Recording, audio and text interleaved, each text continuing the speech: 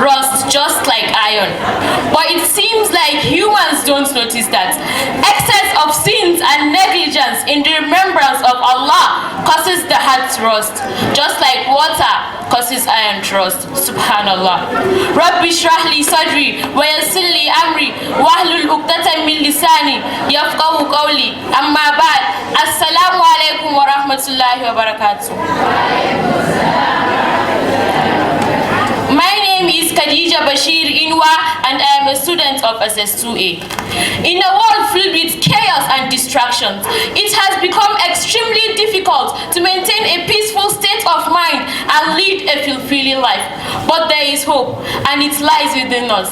My dear brothers and sisters, ladies and gentlemen, it is with great excitement that I stand before you today to speak about the topic that has the power to transform our lives: purification of the heart. Purification of the heart is known as tazkiyat and nafs.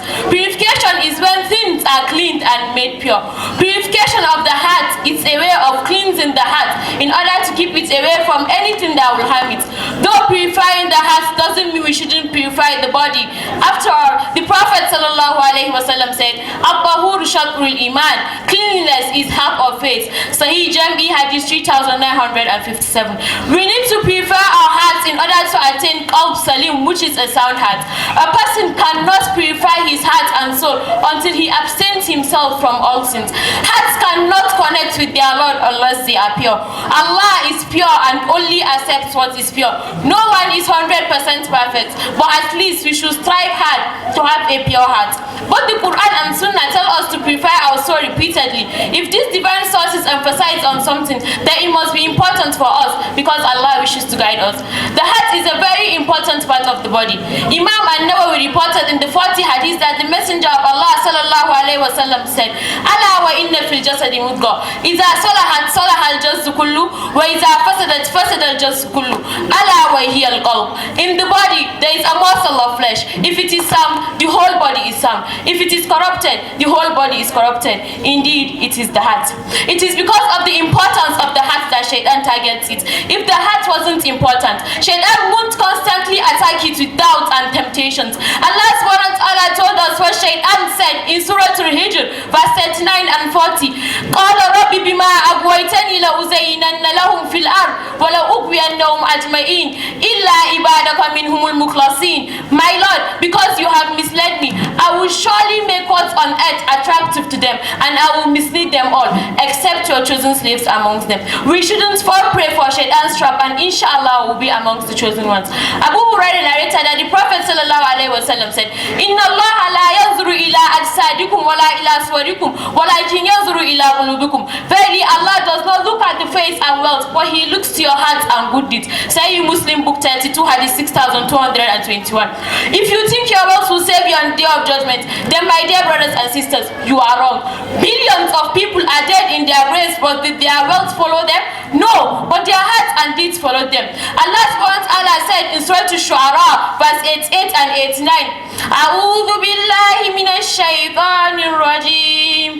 Yawma la yanfa'u malun wa la banun illa man ata Allah biqalbin salim." The day when wealth and children will not benefit anyone except you who comes to Allah with a pure heart. Some people are just blinded by money. We shouldn't let the worldly affairs get in our way with Allah, but that doesn't mean we can't purify our hearts with our wealth. We can always give our charity to those in need. Allah subhanahu wa ta'ala said in Surah Al-Layl, verse 17 and 18, "A'udhu billahi minash shaitanir rajim wa sayujannabuha al-atqa alladhi yu'ti malahu yatazakka." And the pious will be moved far from hell. He who spends his wealth for increase in self-purification. A pure soul is supposed to be wealthy in the heart and not in riches. Abu Zar reported that the Prophet ﷺ said, "Wealth is in the heart and poverty is in the heart. Whoever is wealthy in the heart will not be harmed no matter what happens in the world. Whoever is impoverished in the heart will not be satisfied no matter what he has in this world. Verily, he will only be blinded by the greed of his own soul." Al-Mujam Al-Kabir, volume 2, Hadith 154.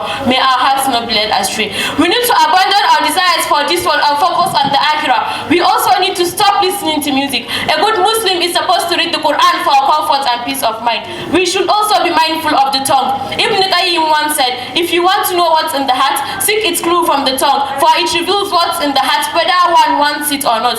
Let's not forget that the Prophet ﷺ said we should say good or keep quiet. A person can also purify his heart through zikr. The Prophet ﷺ said, it is a heavy thing in my heart if I do not ask Allah's forgiveness 100 times a day. Sahih Muslim book 48 hadith 53. People knew the Prophet with the consistency of doing azkar. A man once said to Al-Hasan al-Basri, "Oh Abu Sa'id, I am complaining to you about the hardness of my heart." He replied, "Melt it with zikr." Abdullah ibn Abi Awfa narrated that the Prophet ﷺ used to say in his dua, Allahumma barid qalbi bisalji wal baradi wal ma'il barid. Allahumma naqi qalbi min al qadaya kama naqaita thawb al abyad min ad danas. Oh Allah, cool my heart with snow, hail and water. Oh Allah, cleanse my heart of sins as you cleanse the white garment of death. Sunan at-Tirmidhi, volume 6, book 45, page 254, hadith 3547. A pure person should also have good character. He should care for other people, because even the Prophet ﷺ said we should love for our brothers what we love for ourselves. Abu Ishaq narrated that the Prophet ﷺ said, the best of what a believing man can be given is good character, and the worst a man can be given is an evil heart with a beautiful appearance. Kanzul Umar al-Muntaqal Hindi, Juz Usadis, page 8, hadith 5170. If a servant commits a sin, he is distancing himself from his Lord, thereby reducing the purity of his heart. The heart is like a mirror. When it is clear, it presents an honest reflection of the world around it. But when it is covered in dirt, you will only see the ugliness every time we look. Abu Hurairah, may Allah be pleased with him, narrated that the Prophet ﷺ said, if a servant commits a sin, a black spot appears on his heart. If he abandons the sin, seeks forgiveness and repents, then his heart will be polished. If he returns to the sin, the blackness will be increased until it overcomes his heart. It is the covering that Allah mentioned in Surah Al-Mutaffifin, verse 14. By no means, but on their heart is the stain of the ill which they do. Sunan at-Tirmidhi, volume 5, book 44, hadith 3334.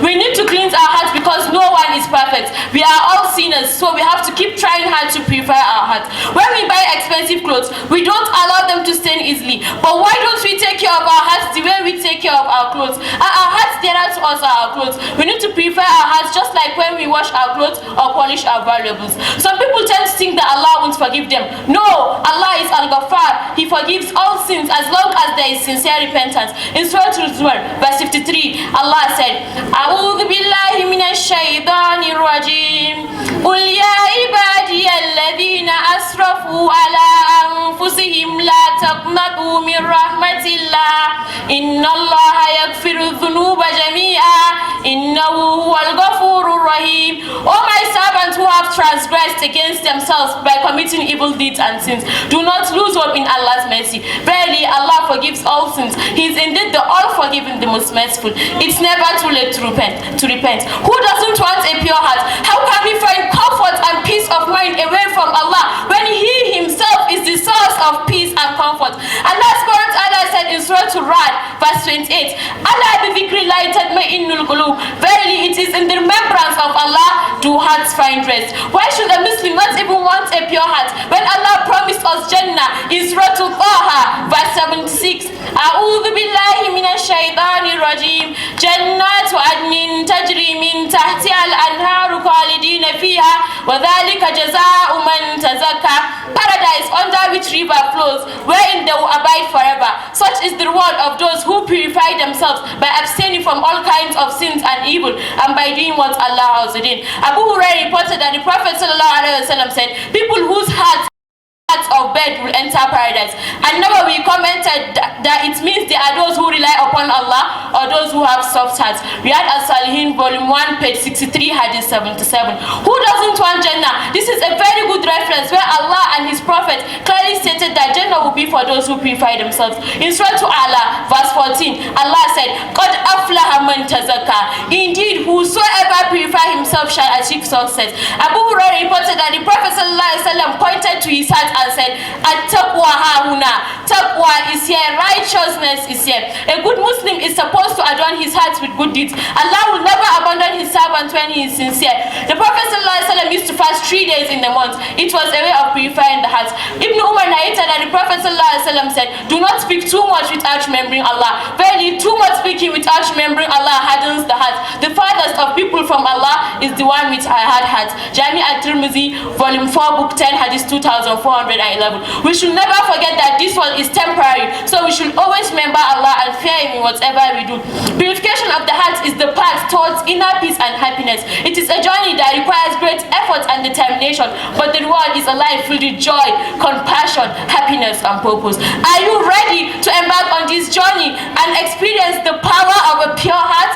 The ball is in your court. You choose. I would like to end this with a dua that we should never forget to say every day. Ya muqallibal qulub, thabbit qalbi ala dinik. O turner of the heart, keep my heart firm upon your religion.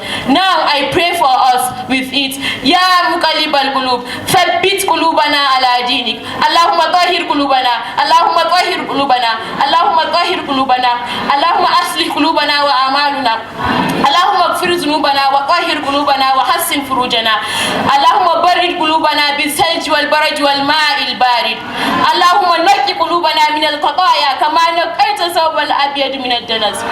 Rabbana la tuzigh qulubana ba'da idh hadaytana wa hab lana min ladunka rahma innaka antal wahhab. Fasubhanaka Allahumma wa bihamdik nashhadu an la ilaha illa ant nastaghfiruka wa natubu ilayk. Wassalamu alaykum wa rahmatullahi.